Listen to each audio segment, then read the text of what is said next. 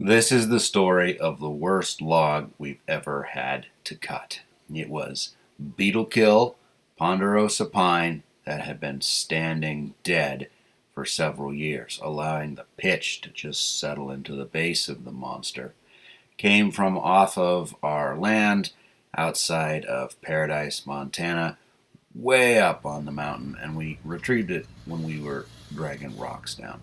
The problem with that thing is the closer we got to the butt, the harder it was to keep the blades from gumming up. By the time it was over and done, I was running, no joke, close to half alcohol, between 30 and 40% straight alcohol, and I could not keep the blades from gumming. So Dad resorted to something a little unorthodox.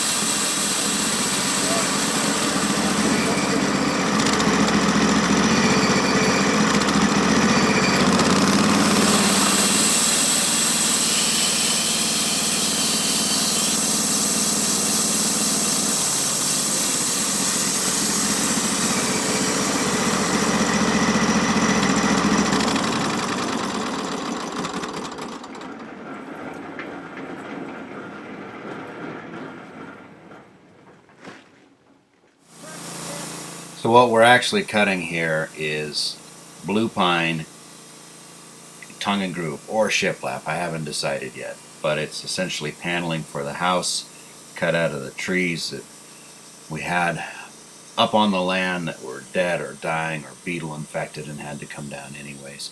And it's just, yeah, we cut a bunch of logs, but wow, this one was a mess.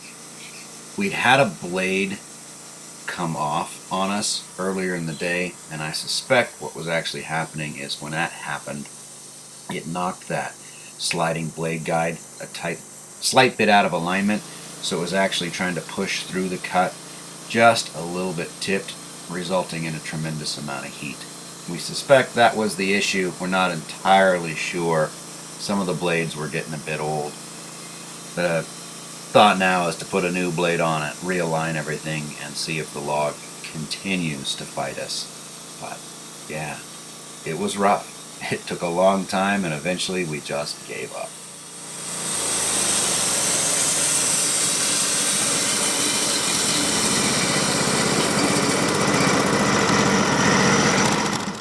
This is actually a time-lapse shot of us fighting the actual butt log, the very worst one. We decided we were going to cut off the 2 feet where the wood was literally translucent. It was so soaked with pitch.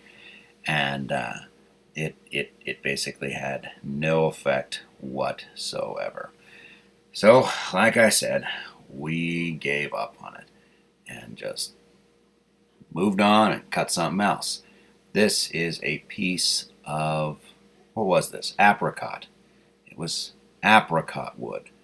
It turned out to have a giant ant gallery inside.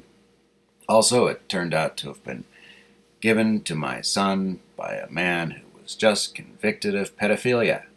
So, yeah, I don't have good feelings towards this wood. But that, as they say, is a story for another day. Or, over a beer sometime.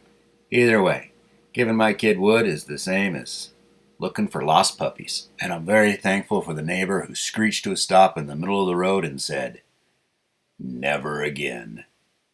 Never again," and drove off. Well, there were other things exchanged, but like I said, there was an ongoing court case.